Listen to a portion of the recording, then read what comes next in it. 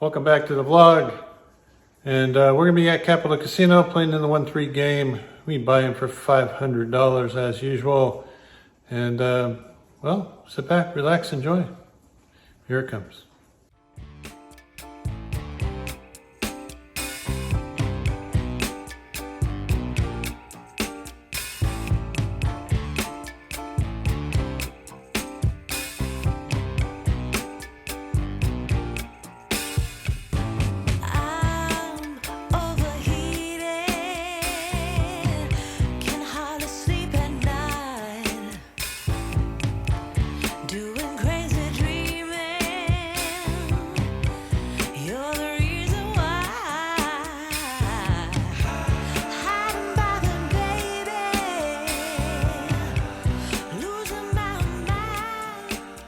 All right, I've been playing for about an hour and a half. Haven't had a whiff of a hand yet.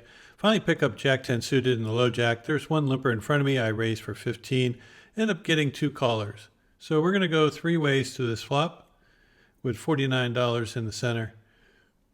Flop comes out ace 7-6 with 2 hearts. So a pretty good flop for my hand. I got a flush draw and some backdoor straight draw opportunities.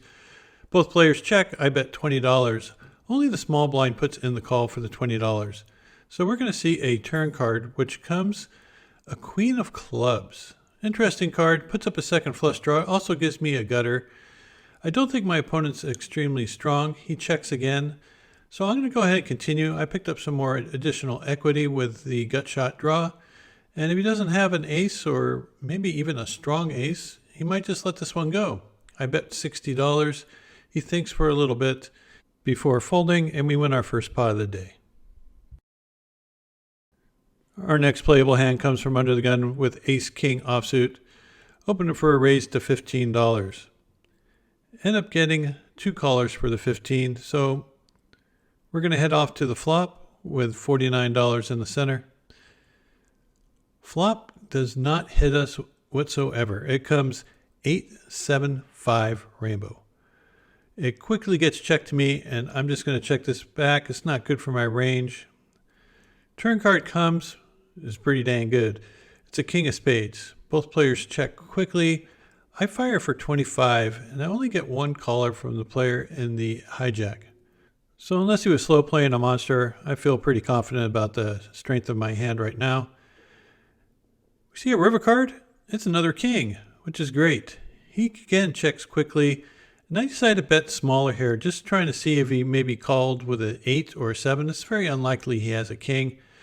He quickly calls. I turn over my ace-king, and he flashed king-jack. It was hard to imagine that he had a king in that spot, so I went for a smaller bet. But knowing that he had a king, I definitely left some money on the table there. All right, this next hand's against the same player, who is an action player. He opens for 15. You get 1 caller for the 15, and it comes to me on the button with ace-king again, and I decide to make it 70.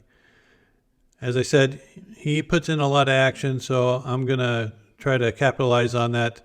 The blinds fold out, and when it gets to him, he decides to make it 165. I really don't like this too much. I got about 400 left. I'm thinking he could have a big pocket pair like queens or jacks. Maybe he has ace-king also. I decided since he's an action player, I'm going to give him action.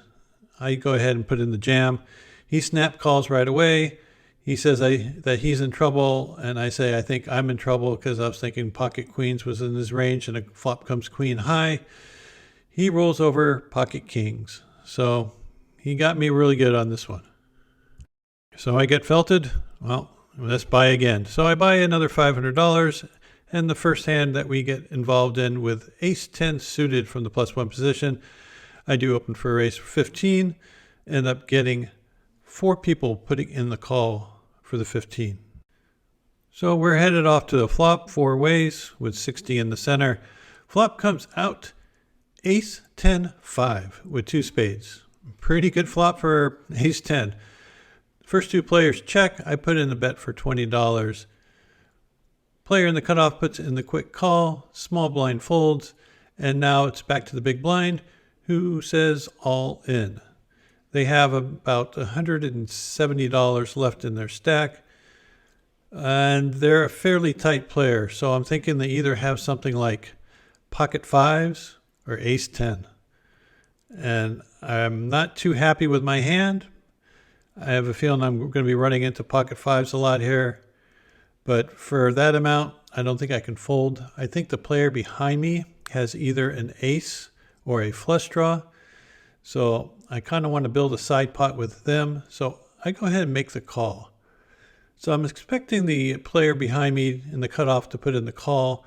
And if a blank comes on the turn, I'm going to make a big bet and try to get value from a flush draw or a lone ace.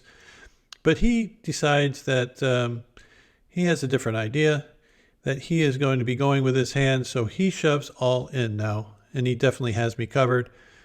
I go ahead and make the quick call, and we get to see a run out. And we're joking that it's going to be good content no matter what happens. Turn cards, the deuce of hearts. River is a 10 of hearts. I make a full house. Player who is all in had pocket fives. The other player had king four of spades, so he flopped a flush draw, turned a straight draw, and I make a big suck out with two pair. We're back in positive territory, and I look down at two jacks from under the gun, open for a raise to 15, end up getting 3 callers for the 15. So we're going 4 ways to this flop with $61 in the center. Flop comes out, well, you might say above average. It's Jack 9-4 rainbow. Perfect flop for my hand. I get check two. I bet $25. I would bet more if there was a more coordinated board with, say, 2 to a flush on there. I know there's lots of little straight draws, but I was willing to risk that to get some action. Hopefully somebody will have something here. In fact, everyone thinks they have something because all 3 of my opponents decide to put in the call for the $25. Now I just need to get a really good blank on the turn and see if I can make them pay some more. Turn card comes is not a blank, but it is a king of hearts. It does complete the obvious straight of queen 10. It does put up a flush draw. It's checked to me again, and I bet too small here. I bet $60. With this sizing, I'm giving too many players too good of a price to draw out on me. I really should make this at least $90, maybe $120, somewhere in that range, between 2/3 and 3/4 pot. Some would argue just go full pot right now, and I wouldn't say they're wrong. You definitely want to charge all those drawing hands that might be against you. If they have a king, they might call anyway if you bet really big, but they're definitely getting a very good price to draw out on me. And all 3 opponents decide to put in the call for the $60. But I think I'm going to be in a world of hurt if I don't catch a complete blank on the river. Luckily for me, it comes 6 of clubs, which is a complete blank. So unless somebody has queen 10, I'm in really good shape. I guess check to me again. I decide to go for a bet size of 125, which should have been about the bet size I should have used last time. Anyway, as expected, nobody had a king. They all had draws, and I left value on the table by betting too small on the turn, and I'm not going to get paid off here on the end because basically I don't think anyone has anything. They're all drawing. So lesson learned, when you have someone with likely draws, charge them a good price for it. Don't let them in cheap. There's a $6 straddle on this pot, then there was 1 limper, and I got 8-7 suited from the cutoff. This is a good hand to put in my raising range. I got position, I got a suited connector, and no one has shown any real strength. I end up getting 2 callers, so we're going to go 3 ways to this flop with $87 in the middle. Flop comes out Jack 10-5 with 1 heart. So not much going on here. I do have a gut shot and a backdoor flush draw. When it's checked to me, those cards are definitely in my range. I can go ahead and continuation bet. This time I'd make it for 60, and I get 1 caller from the player in the big blind. Turn card comes as a queen of hearts. Great card for my particular hand, and it's really scary for my range. When my opponent checks me, I just jam, and he says, "You got lucky on that turn card." I did tell him that it was a good turn card for me, but not because it makes my hand. It's just because it lets me continue to barrel. If he had a hand such as a jack, he doesn't like to see that queen come up. I could have ace king, ace queen, king queen, you know, all those type of hands. So I figured it was a good time to jam, and it worked out. Here are some bonus hands that came from the first session I played this year. I had some camera issues with charging my phone. The power was out at the casino, so there was no charging at the tables. But this is the very first hand I play. I'm under the gun with king jack suited, open for a raise to 15. Get one person putting the call, and it's folded back around to the player in the small blind. I played a lot with this player, and normally when he 3-bets, it's a strong hand. He makes it 45. I put in the call. I'm going to be a little bit cautious here because I know that he has a pretty tight range, and I'm not going to try to get overextended with my king jack, which is very vulnerable to his type of range.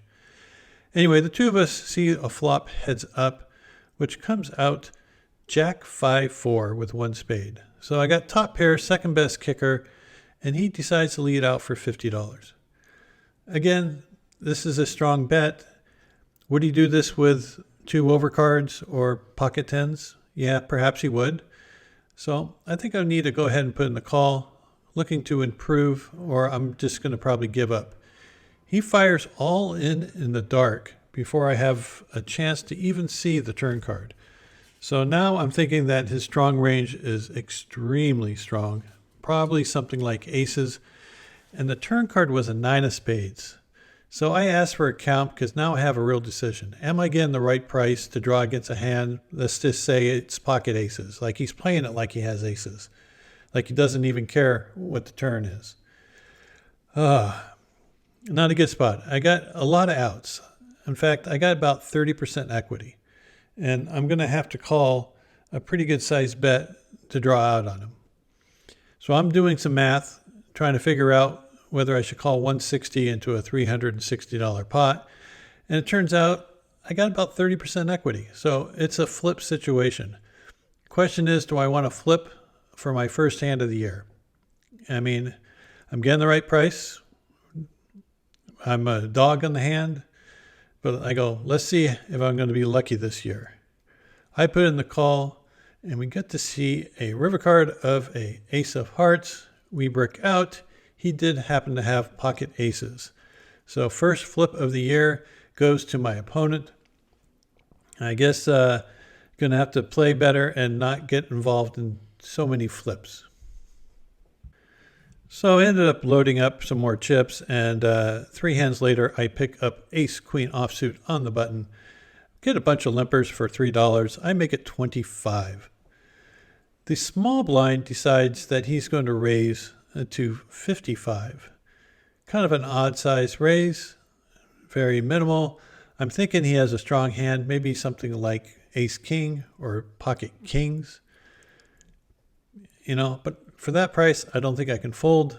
There's a great chance I can flop something, maybe outflop him with a queen if he has ace king, or if he has pocket kings, I might be able to get him with an ace. So I put in the call, and we're going to head to the flop. Heads up, and the flop comes, well, looks pretty good to me. It comes ace jack queen. So I flop top 2, and he checks it over to me pretty quickly. I'm thinking, okay, I just outflopped ace king. He might go for a check raise here. If he has pocket kings, I don't want to give him a free draw. And if he has something like, you know, pocket jacks, well, then I got 4 outs against him. I bet 50. He tanks for a long time before announcing all in. And I'm thinking to myself, man, did I just walk into it again? Is this the way my year is starting off? Does he really have pocket jacks? Well, he could be doing this with ace king. He doesn't have a big stack, so I figure it's $97 more. I'm going to see it. I put it in. Turn card's a king of diamonds. All those ace kings beat me now. River card's a 6 of hearts, and he shows pocket queens. So cold deck, here we come. I only had footage of that first day for like the first hour, which was, you know, it would have made a great vlog because I got smacked around something fierce for that first hour, hour and a half, and ended up getting into the game for over $2,000. Game kind of settled down. I switched tables to a different table, and ground. Come on. I grinded back most of the money, ended up losing like $300 on the day, which is not bad considering how poorly I started off. But on this day, I think I played fairly well. I definitely got lucky against the pocket fives hand. Anyway, I really do appreciate you guys tuning in and watching. I hope that your New Year's was great and that you're running better than I did on those first two hands of the new year. Until next time, thanks for watching, and we'll see you back here soon.